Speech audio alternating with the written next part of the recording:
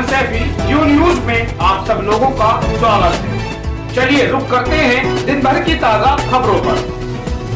Lockdown part 4 चल रहा है, तो आप इस लॉकडाउन पार्ट 4 में जनता से, क्षेत्रवासियों से क्या अपील करना चाहते हैं?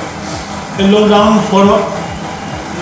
4 में इस सरकार ने कोई समुचित व्यवस्था नहीं की है। मजदूर पैदल आ रहे हैं, ट्रेन की व्यवस्था नहीं की गई है, ज़्यादा भूखे प्यासे मजदूर मर रहे हैं, ट्रेनों में मौतें हो रही हैं। बहुत ही हमारे देश का दुर्भाग्य है। मैं भारत सरकार और यूपी सरकार से अपील करना चाहता हूँ कि समुचित व्यवस्था की जाए मजदूरों के लिए, और जो लोग बाहर फंसे हुए हैं उनके लिए व्यवस्था की जाए।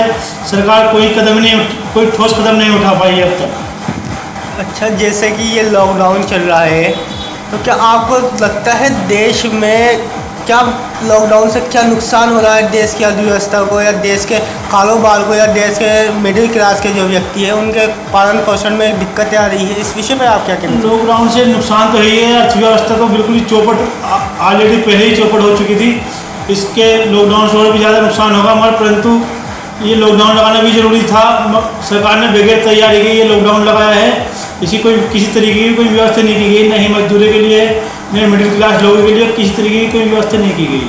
आपकी सरकार से क्या अपील है प्रवासी मजदूरों को लेकर के, क्षेत्र की लोगों को लेकर के, बेरोजगारों के रोजगार को लेकर के? इस लॉकडाउन में जो भयंकर संकट मिडिल क्लास के लोगों के ऊपर और बेरोजगारों के ऊपर मंडरा रहा है, भूखमरी की कगार पे है वो, तो इस पर आप सरकार से क्या मांग करते हैं? हमारी सरकार से अपील है कि सरकार ज़्यादा से ज़्यादा लोगों को, जो गरीब लोग हैं, गरीब तबका है, उनके लिए खाने पीने की व्यवस्था की जाए, और कम से कम कुछ ना कुछ मिनिमम अमाउंट उन्हें दी जाए, जिससे कि वे घर का खर्च चला सकें। और जो मिडिल क्लास लोग हैं उनके लिए भी कहीं ना कहीं ज़्यादा नहीं कम हेल्प होनी चाहिए। और जो बेचारे लोग फंसे हुए हैं, बाहर पैदल आ रहे हैं, ट्रेनों से हत्याएँ हो रही हैं, बहुत कई हज़ार किलोमीटर पैदल लोग आ रहे हैं, उनके लिए समुचित व्यवस्था की जाए और लोग खाने पीने की व्यवस्था की जाए।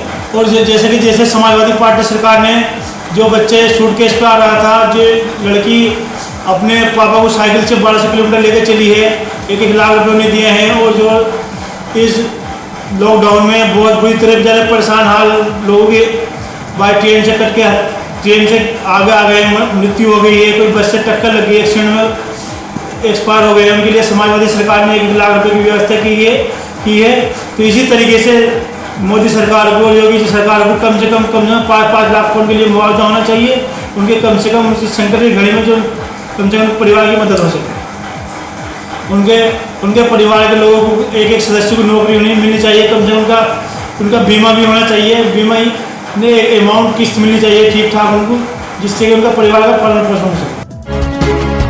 मेरे साथ बस इतना ही। देश और दुनिया की बड़ी खबर जानने के लिए देखते रहिए यू न्यूज लाइव, जो आपको रखे सबसे आगे।